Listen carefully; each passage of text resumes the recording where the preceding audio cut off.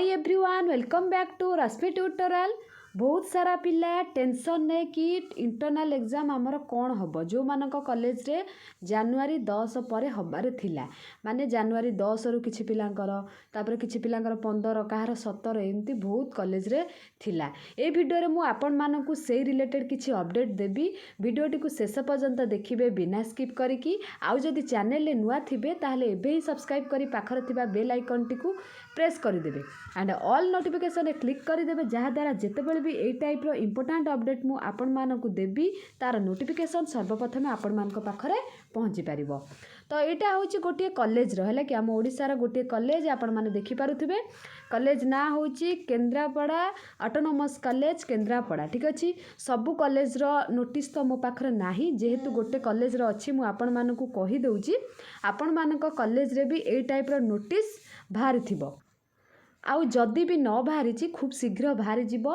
न बाहरले भी आपण मानकु से माने मोबाइल ले जो व्हाट्सएप ग्रुप अच्छी सबू ऑनर्स रो तो व्हाट्सएप ग्रुप थिबो आपण मानकु से ग्रुप माध्यम से माने इनफॉरमेशन दे देबे। कौन देबे इनफॉरमेशन ए नोटिस टा को आपण माने देखिले ही जानि पार। तो एबे आमे नोटिस टा देखिले ही जानि परिबा। नोटिस टा रे दिया जाइछि it is for the information of +3 second year and first year student माने +3 सेकेंड ईयर पिला मानकर ता सहित फर्स्ट ईयर पिला मानकर +3 second year and first year students that third mid semester ता सहित and first mid semester scheduled to B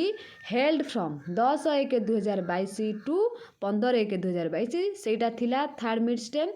Semta ता सहित एंड 17/1/2022 टू 20/1/2022 सेटा थिला first mid sem respectively hereby postponed till further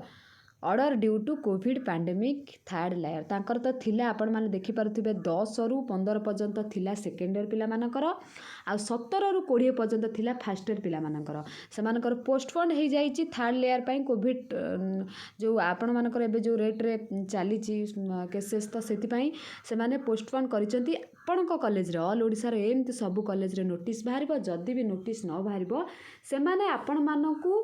mobile throw रे हैला कि व्हाट्सएप ग्रुप रे इनफॉरमेशन करिवे जदि ग्रुप भी नथिबा आपण मानकु कॉल करिक इनफॉरमेशन देबे। तो जेते बेले सब ठीक ठाक हे जिवो सिचुएशन सेते बेले से माने ऑफलाइन ने करि पारंती नहेले जदि भी ऑनलाइन ने करिवे से मानकु प्रिपेयर हे कि टाइम लागिवो जे पर्यंत गवर्नमेंट किछि भी रूल नै नाहंती से पर्यंत कॉलेज रू भी किछि नोटिस आसीबो नै। गवर्नमेंट जदि कहिबे कि हां करि दियंतु ऑनलाइन तो कॉलेज